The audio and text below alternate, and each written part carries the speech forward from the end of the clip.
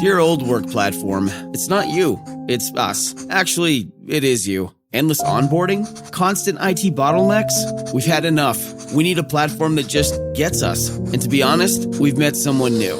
They're called Monday.com, and it was love at first onboarding. Their beautiful dashboards, their customizable workflows got us floating on a digital cloud 9. So no hard feelings, but we're moving on. Monday.com, the first work platform you'll love to use. Imagine what's possible when learning doesn't get in the way of life. At Capella University, our game-changing FlexPath learning format lets you set your own deadlines so you can learn at a time and pace that works for you. It's an education you can tailor to your schedule.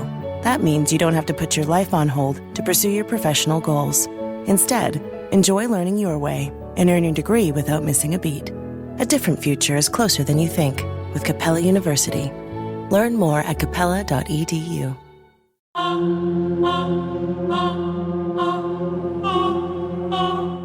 All right, so we're here with our serial killer whisperer, Laura Brand, and we have a special guest today, TJ Charles. TJ's father was a police officer in Hermosa PD during the time of the Bittaker murders. And so, Laura, just tell us a little bit about how you connected with TJ and what, and why this is significant. Well, actually, TJ found me on Facebook, my social media, and I've had a couple people reach out on social media connected to this case, and it's been awesome because I'm learning, all these new details about the case, and it's amazing your father was there, but he would have been in Manhattan PD, right? At that time, yes. 79. So what's interesting about this is the first department that actually got the Bittaker Norris case is Manhattan PD, because at the time all they had was Manhattan Beach PD. Yeah. Right. Yes, Manhattan yes, Beach, California Police Department. Oh yes, Yeah, correct. My That's dad got right. involved with the Jan Milan case. That's what brought him in. And Jan was the stewardess. Jan was a stewardess. I don't remember Yes. what her job was. She Yeah, was the she one was- they kidnapped and maced. They tried to, yeah. She was the one. They were like, she was coming home. It was around 11 p.m. at night. She was getting out of the car, and Bittaker approached her, and she remembers Norris backing up the van. And Jan was only about 3 feet from the van door. Like they almost had her in, but her screams woke up the neighbors on this Manhattan Beach street she lived on, and they all came out. And Norris took off one way, and Bittaker ran up the street the other way. Correct. So scary. All right. Well, All right. So TJ, is that what your dad? He was involved with that case. Did he take that report, or did he know her? No, he worked under a gentleman named Fred McEwen, and Fred was he was, how should I word this? They actually made a big mistake going into Redondo, Hermosa, in Manhattan in regards to the law enforcement aspect of it. They really picked the wrong group of men to mess with and have them come after, because Fred McEwen was one of the finest law enforcement officers I ever grew up around. He was not going to let it go. So he brought everybody in, and everybody that he thought could help, and put together a team. Okay. Well, let's back up a little bit. So TJ, why don't you tell us a little bit about your father and his law enforcement career and then we can kind of connect him to the Bittaker case. Well, my family came from Idaho in 1940. My grandfather actually started with Palos Verdes Police Department and then went to Redondo Beach. And doing that, he used to take my father on ride-alongs starting about 8 to 10 years old. And you have to imagine that was a much different time. And, nowadays you wouldn't dream of taking your kid on a ride-along. But back then, it was just another day. And so after Vietnam, my dad wanted to become a police officer, and LAPD wouldn't hire anyone from Vietnam that was fresh back from the war. They told him, come back, unwind, give us a call in about 2 years. We'll be happy to start the hiring process. Well, my father wasn't he was kind of into shenanigans and, messing around and stuff. So he got in trouble when he was going to Maricosta High School in Manhattan Beach. And the police chief ended up being his probation officer. And when they bumped into each other, and he saw that, my dad was in the war and matured, and so he hired him. And so that was a chance meeting and blast from the past, and ended up giving him a job at Manhattan and working for Fred McEwen. Fantastic. Wow. And went from there. So You got to remember the 70s was a very active time for people like Bittaker and Norris. Oh yeah, not only them but others too. so many serial killers operating in this area during that time. Yeah. Yeah, we had the Hillside Stranglers going on at, I believe, a year or two before, and it was winding down from them. I believe they arrested Bono a month before Bittaker and Norris. Bonin, yeah, he was in Los Angeles counties with Bittaker. I don't know if it was before or after he was arrested. And Carlo Douglas, who we had on the show, he testified at both Bittaker and Bonin's trial, and then found out Bonin killed his nephew. Yeah. If I remember right, Bono lived about 5 or 6 miles from the Scott Motel. A lot of them did. Yeah, Douglas so Clark did. Yeah. Glendale area, Burbank area was a pretty active spot. Yeah. So TJ, what do you remember about your father telling you anything about the Bittaker case? But not to take anything away from what happened to the victims, because they paid the ultimate price, but they actually destroyed my childhood, my sister's childhood, and many other childhood, because we went from growing up in Redondo Beach, which is a very small beach town with, we were free to do anything and everything we wanted, just be home when the street lights come on, to instantly on lockdown. We couldn't go anywhere, do anything. My parents needed to know who, what, whens, and where. And don't you dare leave from where you say you're going to be. I mean, it just really, I saw it change my parents and a lot of other people as well. That carefree, relaxed atmosphere was gone. Well, I'm sure they were terrified when they realized what was happening. Yeah. Right. Well, especially I your was young. I was 7 when this was going on. But Wow. what people don't realize is, cops talk amongst themselves, and that includes their wives and kids. But they don't realize that the kids have ears, so we hear everything. When Yes. they get a get together, or they're talking amongst their friends, they're talking to fellow adults and other cops about what's going on. I'm laying on the carpet playing with my Hot Wheels, listening to everything, hearing the good, the bad, and everything that goes on with certain cases, and just the cities in general. And So what? I was ringside to a lot of this information, even though I wasn't really old enough to understand what was going on. I felt the vibes. I heard it, I saw it, and we felt it.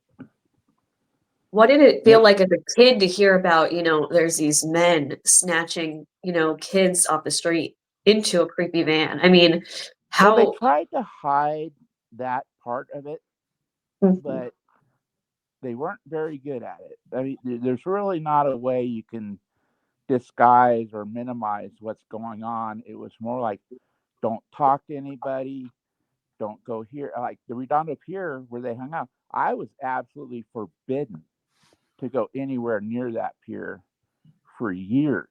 Wow. And it's such a beautiful place. I mean, It's that's the thing beautiful place. that Yeah. just Oh this yeah, I whole used to thing go is so fishing. scary. I used Yeah. to go fishing off of it all the time. Yeah. And overnight, it was over.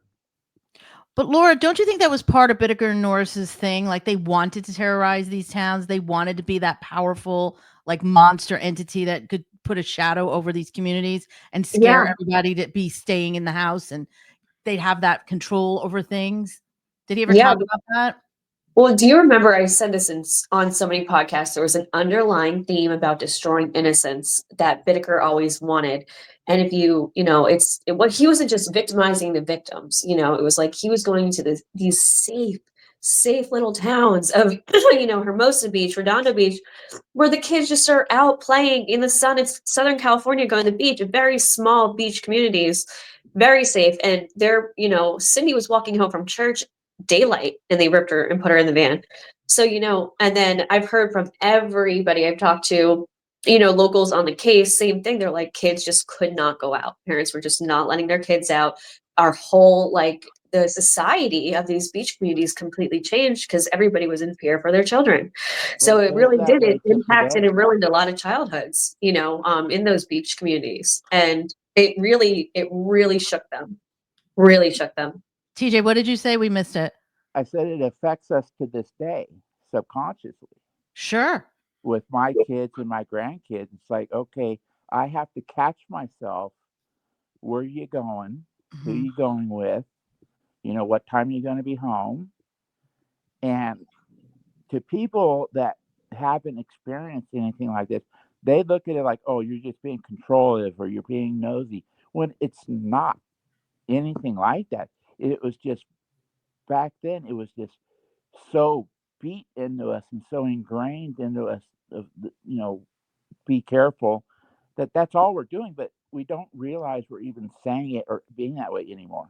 Well, sure. And today it's so different. They didn't have cell phones back then. You couldn't track your kids. You didn't No. couldn't call them. They had to go to a payphone. They had to find a phone. They had to have change. I mean, it was a whole ordeal when you left the house. But as kids of the 80s and even the 90s, we ran around until it got dark outside. That's what our parents would say. They would say, come back when the street lights come on, or come back when it gets dark. Right. Where are you going? But they didn't really know where we were. I mean, we were running. I mean, we could have been dead many times.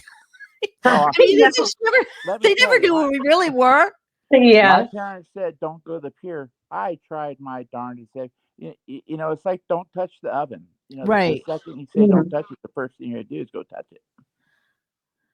But Yeah. I learned very early because, those cities being so small, when my dad started at Manhattan, he wasn't just a cop. He did the fingerprints. He did the crime scene photos. We had a dark room in our garage, and I remember my dad saying, "Don't go in there." And the first thing I did, I went in there and I saw some crime scene photos. And to this day, I can close my eyes and vividly see those images. So,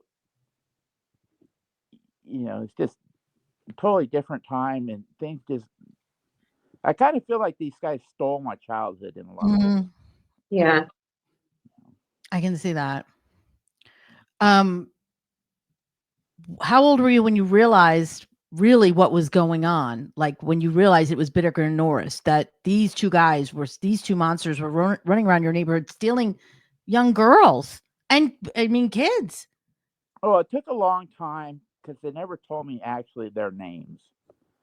And, being so young, it wasn't like I was, looking through the newspaper. And you also got to remember, this is way before cell phones, internet, and all that. Mostly it was word of mouth amongst other people.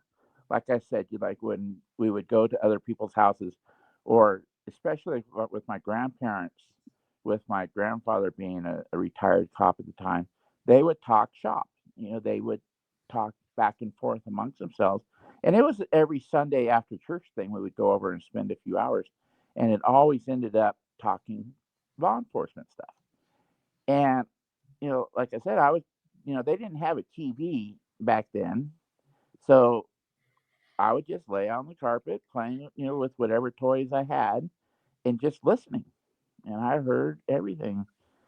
And, it even though they didn't tell me like their names or anything like really specific about them, I felt the vibe. You could cut the tension with a knife. I mean, they were scared, and they didn't hold back when they were talking amongst themselves, and of course it was things a kid shouldn't have heard, but I heard everything, and it wasn't just these guys. It was the sexual assaults with classmates of mine that happened over a weekend, and here I know these girls, and you can't say a word. You know exactly what they're going through, but you have to keep it secret. Wow. So I mean, Yeah. I heard so much, but these guys, I never saw or heard my parents scared. But these guys really got their attention, and they really started focusing on who came into our town and taking our girls. Yeah. Yeah. And And how many? I could tell you there was Jim Rawson in Redondo, Tom Cray of Hermosa, Fred McEwen of Manhattan. These guys were not the guys you wanted after you because they would not stop until they got them. Mhm. And how long? What kind of size departments are we talking about? How many people? Like Manhattan, Hermosa? Like we're talking about 5 officers in each department or something like that? No more, but still very small. I mean, Yeah. you have to imagine Hermosa Beach is only 1.25 square miles large. Mm-hmm. So Yeah. it's very, they probably have maybe 30, Oh, okay. to run Yeah. 24-hour, days. But a lot of the help comes from the sheriff's department. They especially nowadays, the sheriff comes in and offers, help with officers and equipment and, the forensic stuff. They have a much bigger department to help out with the smaller cities. Yeah. And then you said it, kind of destroyed your childhood. I mean, what effect did it have on your father dealing with that case and, knowing all the inside information and trying to investigate it and capture these guys? My father, when I was growing up, was a very quiet man, very reserved, and he didn't talk like him and I one on one. He never talked about Vietnam. He really didn't talk about his cases until he was older, until a few years ago when he got sick and I was taking care of him, is when he finally opened up.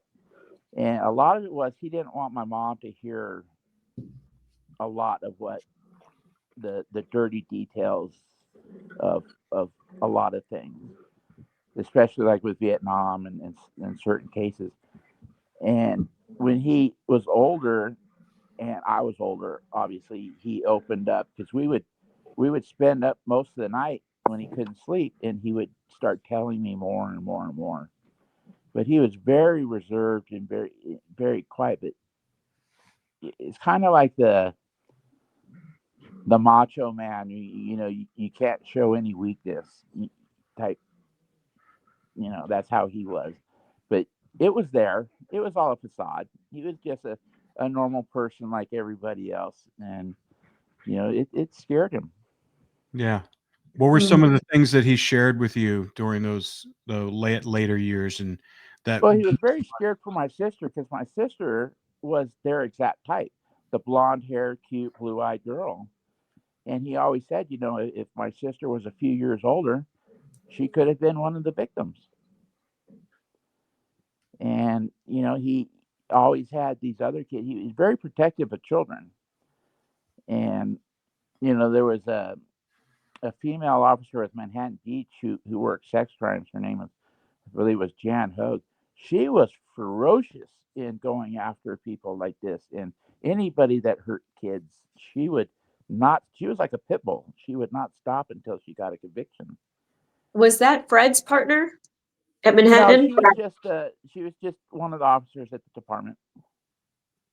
Oh, because there is a female on who worked out in Manhattan PD who really helped with the Jan It could have case. been, Yeah. I've tried to refresh my memory on a lot of these because I really did try to push it out of my memory. But these two guys just seem to keep coming back and back and back. And I think one of the reasons is a lot of people still don't know about these guys. Like across the country, a lot of people are just finding out about what these guys did, and so they keep coming. They keep being brought up, and like with you, Laura, I tried to reach out to you several years ago, but I'm not very tech savvy, so I don't know if the messages went through or not. But I actually wanted you to talk to my father before he passed away. Oh, wow. I would have loved to. I don't know. I don't think I got any messages. I mean, I definitely would have never ignored ones about the Bittaker Norris case. That's Yeah, wild. I'm not very tech savvy. As you saw how I had trouble even logging on to this. I mean, I've never even done anything like this before. You did. Right. Give me a car. I can rebuild the car, but when it comes to computers and stuff, I become all thumbs. Yeah. Well, we So- connected now. So your dad, it seemed like he was really affected by Bittaker and Norris for most of his career and I guess the rest of his life. Yes,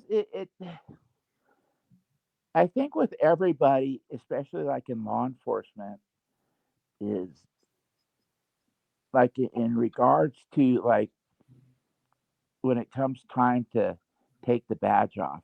I mean, a lot of people don't realize it is still just a job. You work your shift, you go home, but with these guys and many other cases that they've worked, you can't take that badge off, and it comes home, and it's there 24/7, whether they want to mention it or not. It's eating at them. Yeah. And some of the stuff they see, it just doesn't digest. It just sits there like a rock for the rest of your life. Like my grandfather arrested Carl Chessman. He was a rapist and burglar and thief, and that was in the 50s, I believe. And he talked about that case till the day he died. That he was the red light bandit all through Los Angeles and Palos Verdes and the South Bay also. So I mean, it eats at them, especially if they don't have a way to talk it out. And back then, you weren't talking to therapists. Mm-hmm. If you went and saw a therapist, you might as well kiss your career goodbye. Right. It was seen as a sign of weakness. Mm-hmm. And even today, even though it's much more accepted, there's still a lot of people that say, "Oh, I'm not going to go do that. I'm not going to go talk to somebody. Let somebody else go do that. I could take care of myself." But with my dad, just that security aspect of don't go here, don't go there, watch what you're doing, and be where you say you're going to be, and be home when you say you're going to be home. That never left him. And it wasn't that way before. Mm-hmm. It was go play, go have fun. Right. And then within a 5-month window, it's like, no more sleepovers, no more hanging out over here, no more going over there. Wow. And, just hearing their discussions, I think that's one of the reasons, other than an injury, that I didn't become a cop. I think I would have been an alcoholic, or I would have been one of the officers that killed themselves, seeing and dealing with what they do, with knowing my mentality, how me as a person, I couldn't handle it. I would have quit. I would have become an alcoholic. Some people are cut out for it. Some people aren't. Right. I learned early on, after seeing and hearing this stuff, hey, it's not for me. I want to get into Fred a little bit because he is such a huge player that people don't realize in this case, the Bittaker Norris case. And he's in the book, or the books that I have coming out on Bittaker Norris. And when they did a test read with all the chapters with Fred in it, people were just blown away by some of the stuff Fred from Manhattan PD did to help bring Bittaker and Norris down, and alongside Tom Prey. Nothing happened in that city without Fred knowing about it. Yeah. Fred was, and still is. I mean, he's got to be in his 90s now. I just talked to him the other day. He is still as active, and he runs around like he's in his 20s. Still goes down to Mexico to fish. I mean, he is just a powerhouse. I mean, like I said earlier, he was not one. They picked the wrong cities to mess Right. with when it came to doing this, because Fred, he was not going to let this go. Yeah. I mean, there's just no way. He is one of the most, especially in my family. These guys were my heroes. I admired these guys. Wait, just clarify who. Fred. Fred. Fred's last name my again? dad, but like McEwen. Fred McEwen. Tom Okay. Prey. I didn't know Tom Prey till the 80s after this case, but he too, a man of conviction, of integrity. There is no finer men that I know of that worked this case. These guys were not ever going to give up. They'd still be working on it to this day if they didn't catch them. That's the kind of men that they are. They would not stop until they caught those guys. Yeah.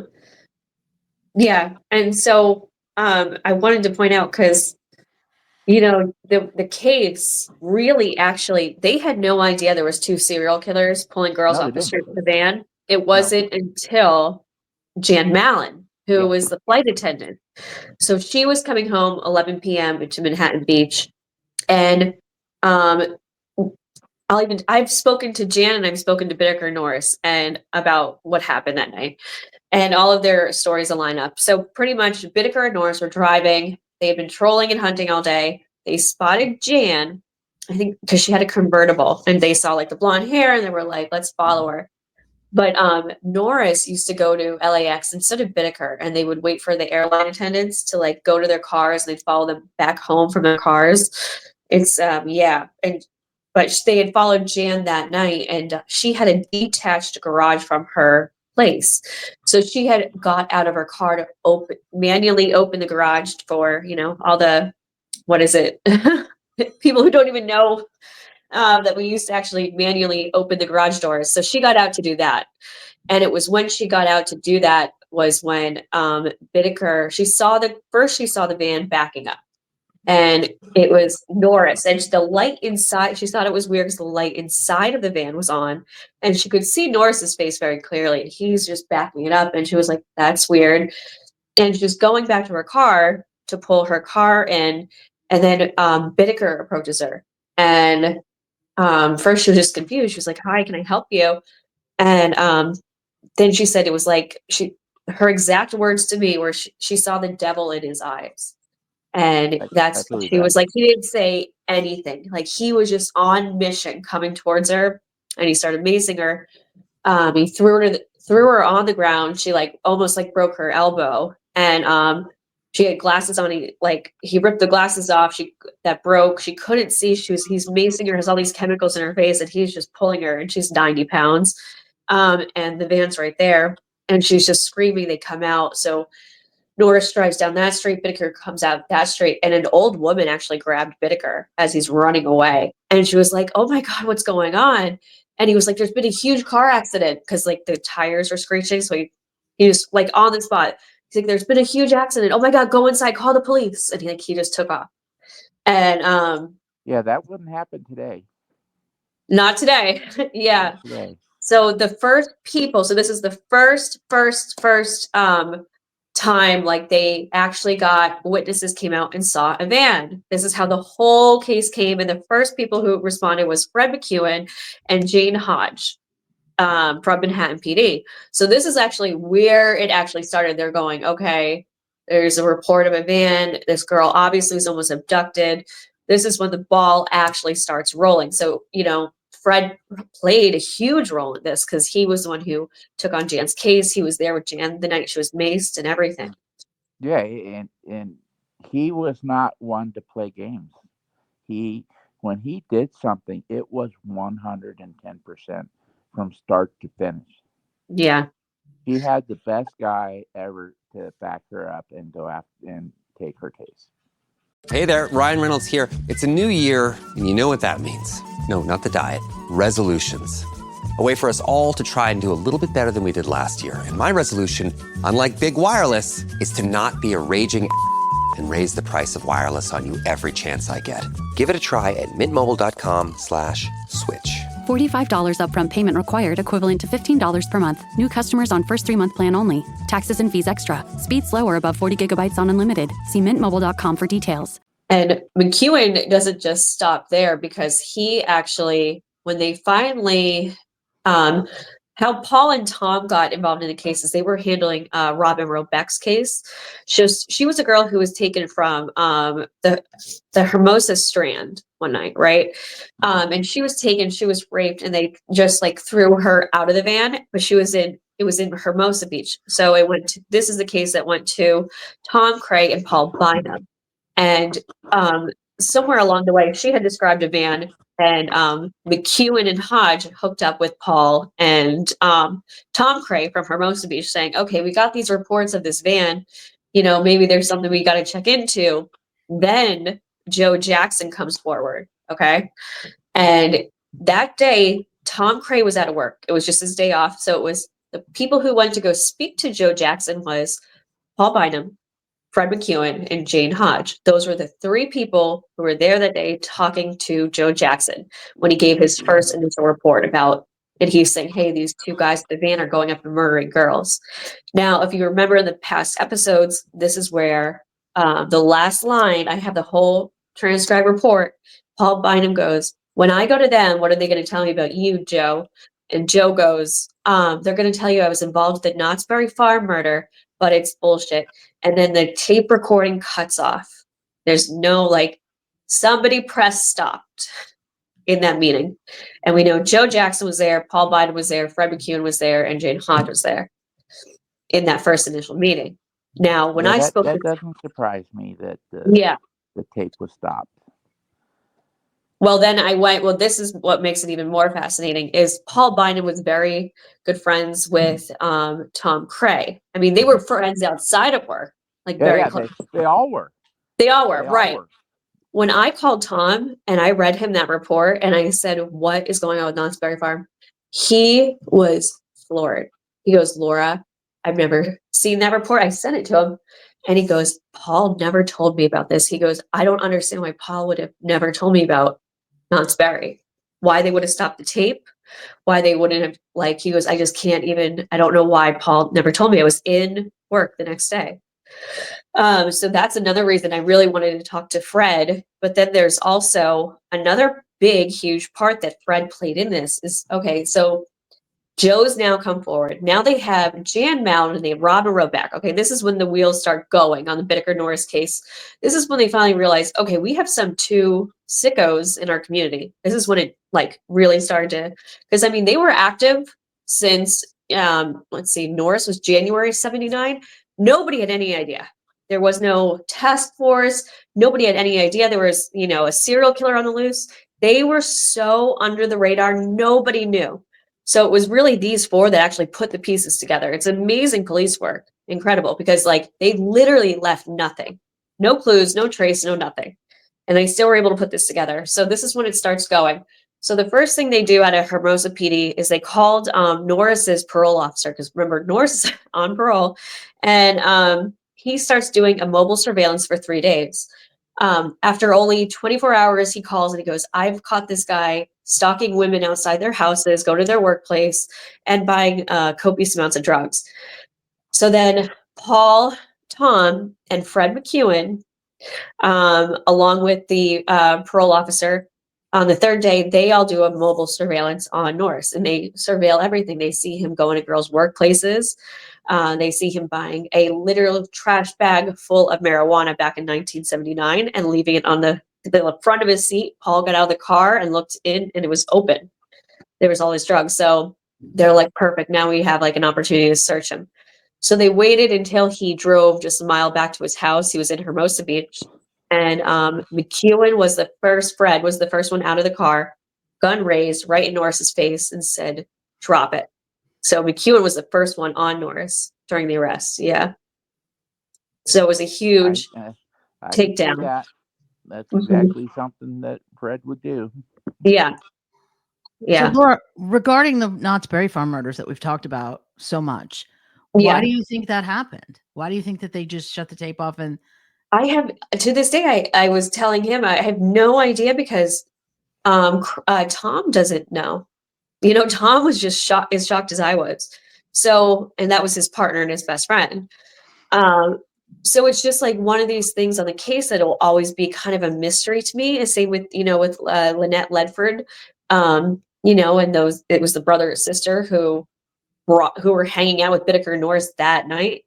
There's I've done a deep dive investigating the case for 5 years, but there's still unanswered questions that I just don't have answers for. And this is one of them, and it keeps me up at night. I And think a lot of people had questions about the Ledford case yeah, because that was so different. Because I do remember my dad saying, that sounds a lot like what the Hillside Stranglers did, posing the girl, where she's visible for the shock value. yeah, That was just out of character to that point for it Norris was. and Bittaker because they were It was. driving way, out of the way to dispose of them, especially from, and this is one of the things that bothered a lot of the cops and my dad is, why are they traveling so far? And then like with Ledford to just drop her there, Well, either they were getting more serious in what they were doing, or they thought maybe they were getting interrupted, or shock value. It was just so out of character for what they were doing up to that point. Well, you Well, got to Laura, remember the one thing different about Lynette too is she was the only known victim, and she rejected Bittaker. And when bodies are placed in stage, that is an act of humiliation and degradation for the victim. So you got to keep that in mind too, psychologically. She rejected Bittaker, and she's the one victim posed out, to humiliate, in somebody's front lawn too. The reason for the mountains. Now, Bittaker went to like a juvie, up in those mountains to fight fires. So he learned the back of those mountains like the back of his hand. Not only that, he was a Boy Scout, Eagle Scout too. Like he did all the ranks. So he was very into nature, wilderness, and now he's fighting those fires. So he learned every single fire road up in San Gabriel. Okay. And so those were like really his mountains. Like he just really knew them well. And he knew that if you put a body up there, especially at the top peak of the mountains where he was, on those fire roads, July, June, September, doesn't matter. That body is going to be, mauled over by animals pretty quickly. And just the heat alone would speed up the decomposition too. yeah, I want to go back to the Joe Jackson interview, and TJ, I wanted to ask your feedback on this because this is what I'm thinking why they stopped the tape. I think they probably knew they had a potential witness to these crimes and that possibly they could use him to, finger and get a testimony from him. So I think that that's probably why they stopped it. And they probably had an off record conversation, say, listen, if you say this, that, and the other thing, we'll make sure that you're not going to get prosecuted. So they probably offered him a deal at that point. What do you think about that, TJ? To certain ways, yes, but you also have to remember that was a totally different time, especially in law enforcement. Yeah. they were a little bit more lax with the rules. They didn't have the civil rights lawsuits like they have today. That where you violated my Fourth Amendment or Fifth Amendment and stuff like that. They were a lot lax in a lot of ways. So they how can I word this properly? They weren't breaking the law. They weren't skirting the law, but if they didn't want certain information to get out at that point, they would absolutely stop the tape. Does that make sense? No, I Yeah, get it totally Yeah. makes sense. And it's probably because they might have wanted to use him, like Rob said, to go in there and get more information without exposing who he was. And if someone knew, anyone else knew, there was a chance that that information would get out. And Well, maybe yes, but like I said, they could not. They can't do today what they did then. I mean, people's heads would explode if they used their investigation methods then versus now. Right. And there was fine lines. Does that make sense? Their toes were on it a lot. And I'm not saying anything to disrespect them or anything, but it was just a different time. The policies were different, the procedures were different, and as time goes on, everything evolves. And I if I could term it up, probably it was more of a old West type atmosphere back then of doing things. Yeah. Yeah. They like I said, if they were to pull that stuff, excuse my dogs if you hear them growling. It's okay. They are arguing in the background. And I think also from reading and covering this case so extensively, what I think they were trying to protect Joe too, because what I think my theory is, just from reading the report, speaking to Joe, speaking to Tom and everybody, I think I'm pretty sure this is just like so classic Bittaker. It's like he brought Norris in, and he always wanted to be the teacher, and but he would put people in positions where it's like you have no choice, almost like Jigsaw. Anybody ever see Saw? Like that kind of scenario type thing. Oh yeah, that's Like one of those like impossible, like, and I think what happened with Joe is, because Joe was a serial rapist, I think he was out trolling with them as a serial rapist, not thinking that it's ever going to go beyond rape. Okay. And I think the Knott's Berry Farm did. And I think that's why Joe came forward. I think he was very scared because they said his story was always that Norris met him at the Dunkin' Donuts at Hermosa to confess, and he didn't confess because he also says in that interview, then Norris drove me to 8 girls he had been stalking, and they were trying to pick out his next victim. A guy who's so remorseful doesn't do that. They're already picking out, Bittaker's ordering chemicals with Norris to put in the eardrums and the eye sockets. And I think what happened was, he was in it after Knott's Berry. Like Joe had seen it. You go to the cops, like now you're in it. You're part of this. Like you didn't report it, whatever type of scenario, right? That's scary. And maybe that's what they did when they stopped the tape. They probably stopped it and they basically threatened him. And they probably say, hey, listen, yeah, you are complicit in these murders. You're going to go down just like them. And they probably just turned the screws to him to get him to spill some more information. Yeah, exactly. And yeah, there was no problem hitting stop, right, to get certain points across. Yeah. Or get certain answers and stuff. right. And the cops were smart enough back then to realize if anything like that was on tape, that could be seen as coercion, because that tape would have been used as discovery. So Right. But going back to about how small the area was and all this, that you brought up that Dunkin' Donuts, Mm-hmm. Norris's one victim that got away worked there. Yeah, Kristen worked at the dump. She left that day that day they met. She left at 5 a.m. They met at 10 a.m. Yeah. It's so wild. So Yeah, that's how small. small and Yep. and bizarre that this whole thing went. Yeah. You know, they're basically bumping elbows. You know, here she escapes, and then she's actually working at the place they frequent. You know, just missing each other by hours and minutes on occasion. I know. It blows Kristen mind, to this day. She'll be like, can you believe I was at the Dunkin' Donuts and they were there that day? And it's such a small community. And that's actually how Norris ended up at San Luis Obispo the first time when he met Bittaker is he was at Old Tony's on the pier. Mhm. And she was a 27-year-old wife. Her husband was still there drinking with their friends. And she said, honey, I'm going to go walk home.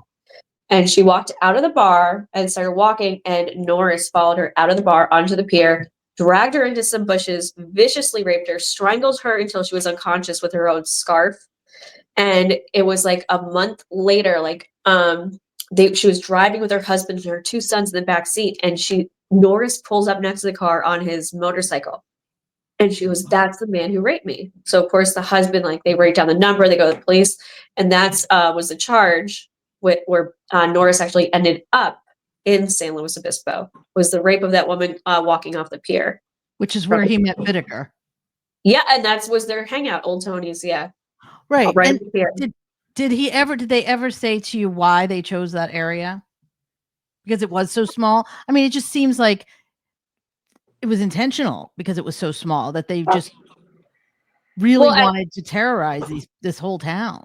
Well, Bittaker when they moved, his adoptive parents moved over here, they were in Lawndale, which is part of South Bay. So Bittaker knew South Bay. And then Norris, when he moved with his sister and mom, it was Redondo Beach and Carson. So it was all, they kind of grew up-ish, or later in life in South Beach area. But then you also got to think, these beach communities, everybody's in bikinis, everybody's in bathing suits, it's just like you can any be in predator. each of those cities within 5 minutes. Right. Yeah. Yeah. It just seems very kind of exposing themselves by basically, as they say, don't shit where you eat. And they were doing that a lot. Yeah. Yeah. Things like this didn't happen in Redondo, Hermosa, in Manhattan back, it was such a shock. We heard about it. We knew the bigger cities. We're 13 miles south of LA. So we heard about all the crimes in LA and whatnot. But the little beach towns it was just like a little haven surrounded by bigger cities. And when this happened, I can't even describe the shock that everybody was in. I mean, it totally shut down everything. And you got to remember, these are beach towns, so they survived off tourist dollars. So they tried to minimize what people heard to protect the cities, to keep the tourists coming. Yeah.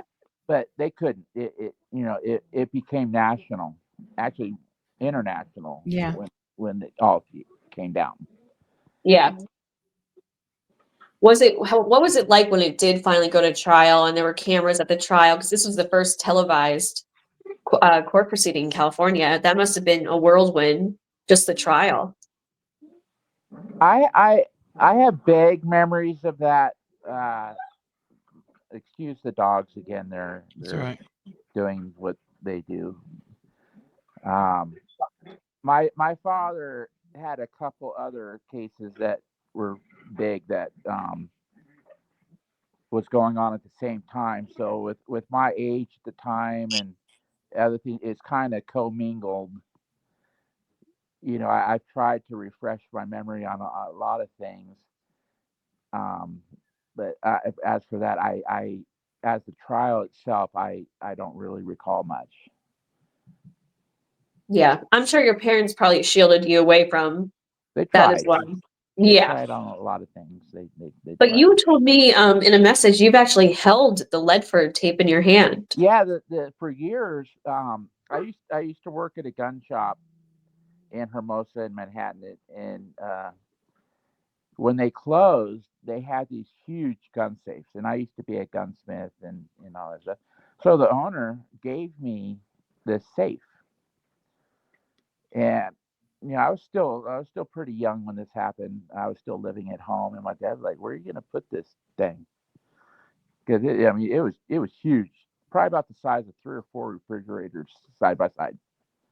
Oh. And I had nowhere to put it. And my dad's like, "Well, let's lend it to the police department." And to this day, my gun safe is in the basement of the Hermosa Beach Police Department. And my dad would take me down there, when I was a kid, and yeah, in that safe for years was the actual tape and its evidence bag. And You remind us what that tape is again, Laura? The Ledford tape? That was torture tape. the torture tape. Yeah, that was played in court. It was the tape that was found in the van. Yeah. And that is how Bittaker and Norris were caught, was because the tape was accidentally left in the van.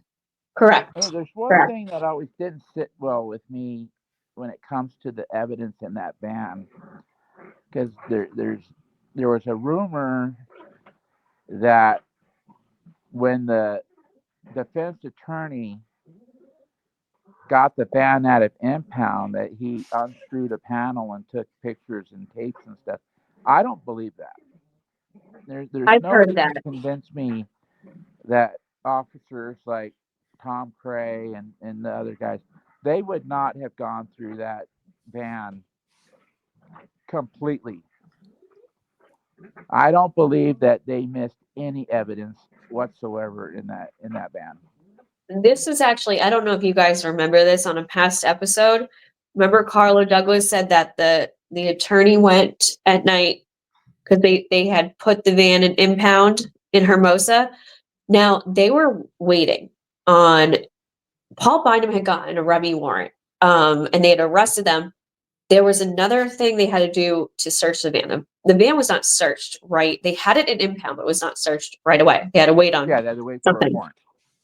And this is when Carlo was talking about this, how he gets very fired up in the episode. He goes, and that scumbag attorney went down and unscrewed the stuff and took some stuff. And so that's why it's always been speculated.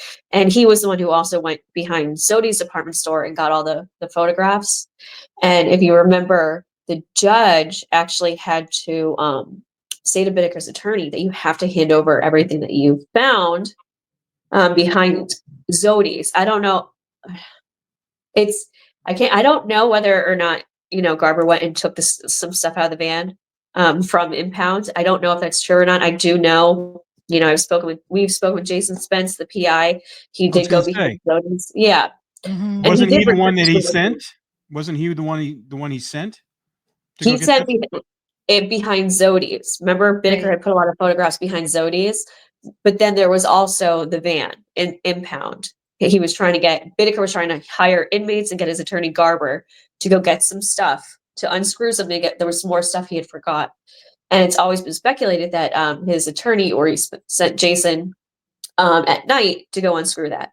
But it's never been talked about because it would be a huge crime because the van was in impound during the time.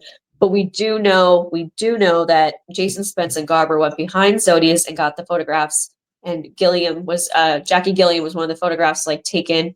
And the judge got Garber to give them over, but he had to threaten to put him in jail. He didn't want to give them over because he said, this is evidence on my case and it could hurt my client. It was a whole big thing. Yeah. But so with what I know in my experience being around all these guys, I just don't believe anything was taken from that van by anybody other than law enforcement. Just to get in that, when that van was put in evidence and held, you can't just walk in, any Joe Blow off the street just can't walk in and get in there. And that just never sat well with me because I just don't believe it.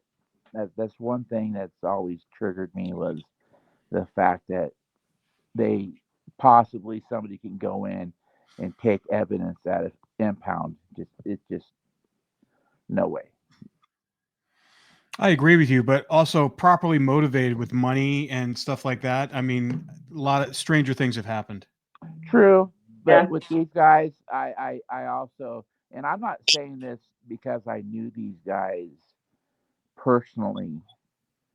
I mean, but I didn't meet Tom Cray till after '83 when my dad transferred over to Hermosa.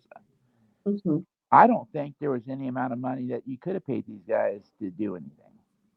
These guys were straight up No, I don't guys think it from was. town. No, it was definitely not law enforcement. This would have been Bittaker's attorney or an inmate who would have broke out at night. Oh, gotcha. Yeah. Okay. Yeah, That's I'm not. not. Yeah, Oh, Yeah, yeah. we don't think Yeah. that it These was law guys, enforcement Oh, at no, all. no, no, no. This was No, his attorney had done this. No, no, no, not law enforcement. No way. And I have gone to the Hermosa impound lot because this has been a thing on the case, is whether or not Garber did get stuff, and which Carlo has said. And I mean, it's a fence.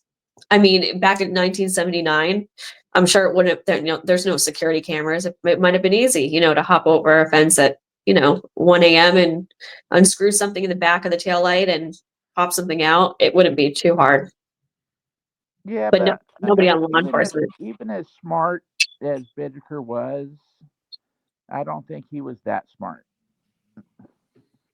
The one thing about that everybody says is how intelligent he was, and intelligent people are. They always get caught up by doing the dumbest stuff. true. I mean, you don't hide pictures and tapes behind the taillight, but leave the Ledford tape and the tape recorder in the van. You see what I'm saying? Mhm. It's you're so I know. careful yet so But what careless. you got to think, well, you also got to put into context. He gets the call. He calls Norris's place, and now he knows the cops are running. So imagine, you've done some heinous shit. Cops are coming. You're facing death. You already know with what they were doing.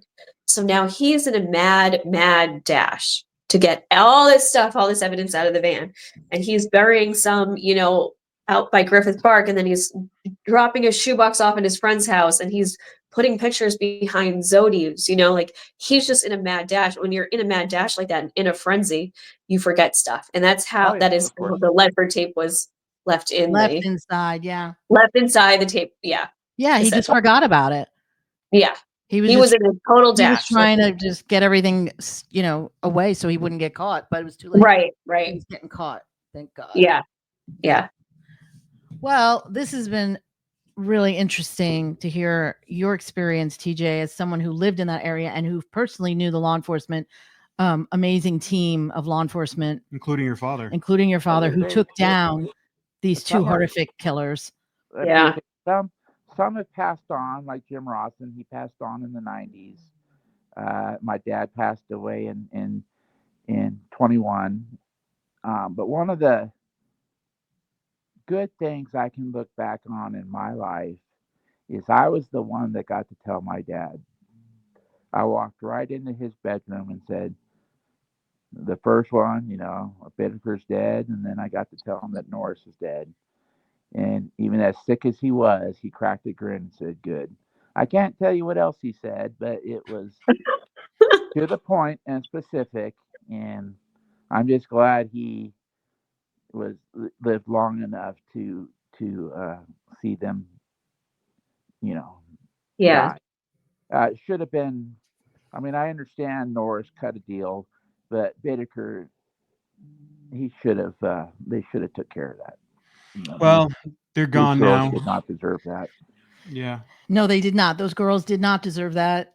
Those victims were innocent girls who didn't deserve to be terrorized and murdered in such horrific ways. And the We need town, to bring the other two home. They're still there. Yeah. Cindy and Their Andrea in the remains are mountains. still there. So, but Well- real quick, I'm sorry, but I think there's more there. I don't think there's just two in those mountains. I think there's We've more. always said that. It's a agree. body farm up there for Yeah. sure. It's a body farm. Yeah. I think if they had unlimited funds, I think they would have looked deeper and farther. But I think on the other hand, at the same time, they didn't want to, delve deeper into that, and in case they did find more, because that would have just been, so shocking to everybody, that it's like, okay, this isn't over. We have to now find out who these people Right. are. Yeah. Well, So that's they kinda wanted what it Laura's doing over, now. but still, they're still there. Just need to go get them. Yeah. Yeah, we're trying. Exactly. We're fighting. We are fighting to go searching there. All right. TJ, if there's anybody from the case, whether Fred or whoever would, please invite them on here for us. We would love to speak to them. Well, If they I would want to haven't come heard on. back from Fred yet. So later today, I'll just, I'll email you messenger his information. Okay, great. So you can reach out. Perfect. Thank you Great. so much, TJ. It was so nice to meet you. Yeah, it's nice to meet you. too. I'm sure we'll be talking to you again in the future. Yeah, I wish Yeah. it was under better circumstances. I know. Yeah. It's amazing that over 40 years later, these guys are still a topic of Wanting discussion. us. Yeah. All right. Well, thank you so much, TJ. You're welcome. Laura, we'll talk to you soon, Laura. All right. All right. All Thank right. you.